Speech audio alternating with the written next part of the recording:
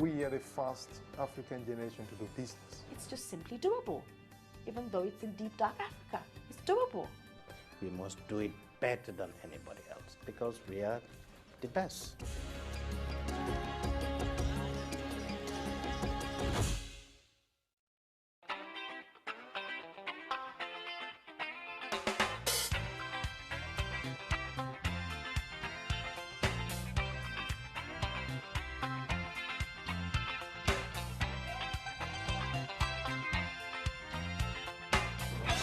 Quite good. Come on then, let's go. It looks all grown up. Oh, my baby. Still grinning away there. Ruff and Tumble started out in 1996. It really was an accident. My kids ran out of pajamas, and I used to make clothing for women. So I decided that I'd just make some pajamas for my kids. And I told my girlfriend, oh, she said, fantastic idea, can I have 5 for my kids? You know, I told somebody else, a sister-in-law of mine, and she said, oh, she'd like, 6 sets. So my husband then said to me that, don't stick with pajamas alone. Why don't you just try some shorts, some skirts, some tops? So I took my car, my trunk of clothing, my kids, a cooler full of drinks, cold water, and we sold in every single bazaar that was going on. I was now hiring more tailors, we were producing more, and we realized that we needed a retail outlet. This is the tiny space we started. This was the humble beginnings of Ruff and Tumble. We took all my kids, put them in all the clothes, and we took pictures. It was the first time that anybody had ever marketed children's clothes like that. Not a clip out of a foreign magazine, but actually using Nigerian children. The response was incredible. People actually wanting the made in Nigeria garments. It's like, where's the label? I want the label outside. I want everybody to know I'm wearing Ruff and Tumble. And I couldn't believe it. We ran out of labels one year, and a child refused to take his shirt. His mother says, when the labels come, he'll take his shirt then, but it must have Ruff and Tumble on it. And by the 3rd year, the shop was too small. I looked up one day and I noticed for the first time that there was an empty building in front of my shopping mall. And I thought, no, you're not going to do this. This is a whole building. And I thought, oh yes, you are. I couldn't get any finance from any bank. Even though I meticulously put all my money in the bank, no bank would give me money. I thought, you're talking about 500,000 naira rent. I thought, yes, okay. All right, so we sold for 13 million last year. What's 500,000 naira? I went to Italy and I sat in Benetton and I said, this is what I want to do in Nigeria. And I went to London and I sat in Gap and I said, this is what I want to do in Nigeria. I'm going to put the workshop upstairs and I'm going to have a beautiful boutique downstairs, the first of its kind in Nigeria.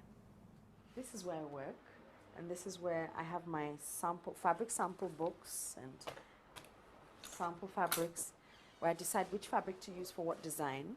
It's drawn into this book and it gets transferred into this file where it's drawn in better detail, all the different things that we want to do on it.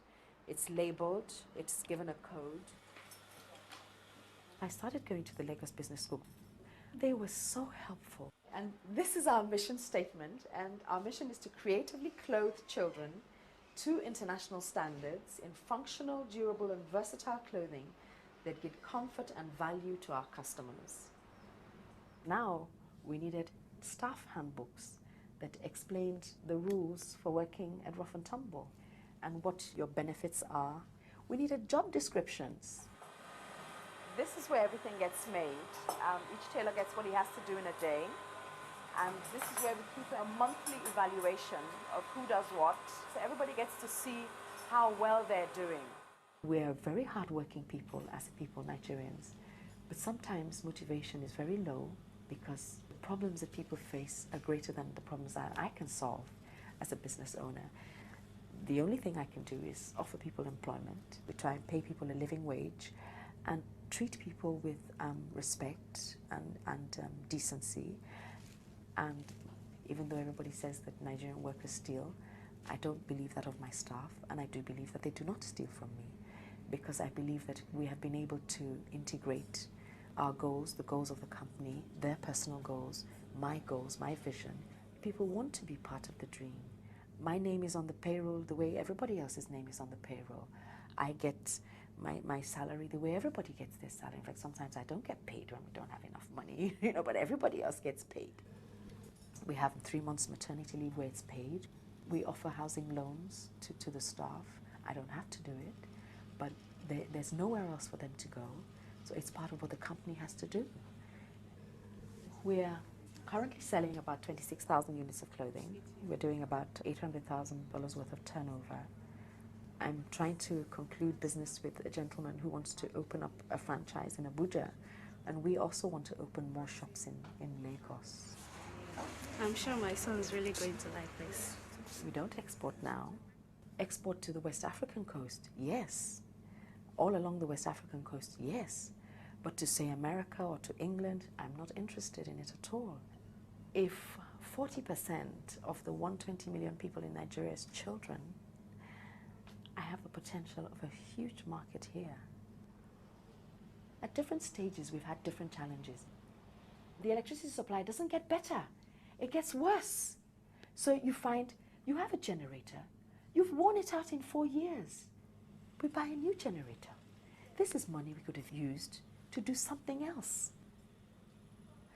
My generator broke down one day. This lady had ordered a shirt for her son's birthday. I had to tell her that I'm sorry we couldn't make this shirt. And she said to me, "Madam, the problems of operating in your business are not mine. Once you open your doors for business, then make sure you deliver." And I thought, she's so right. And the challenges keep coming. The biggest one right now is the ban on the importation of fabric. The ban means the federal government sees it as a threat for fabric to be imported into Nigeria. Now we have 96 textile mills, of which only 20 are in operation. 20 textile mills are not going to meet the needs of 120 million people.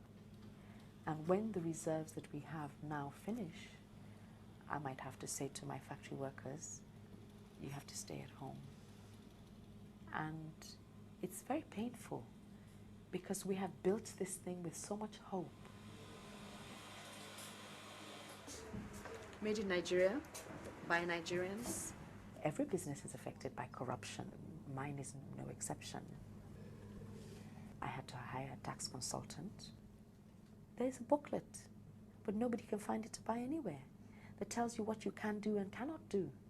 But you can't find it because the ministry won't give it to you. Because when they give it to you, then you know the rules. It's better you don't know the rules, so they catch you doing what you're not supposed to be doing. Lift your feet when you walk. Lift your feet. Even though I have European heritage, my mother always said to me, I should be proud to be a Nigerian. I will never forget the day I was in Zurich and I brought out my Nigerian passport and I was treated so badly, and it hurt, it really did hurt. And, I asked why, and, she said that there's nothing good about Nigerians. And I said, it is so untrue, that excuse me.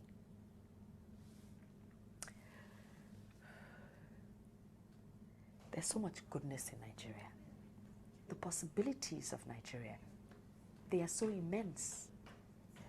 And we are so capable, and we are so dynamic as a people.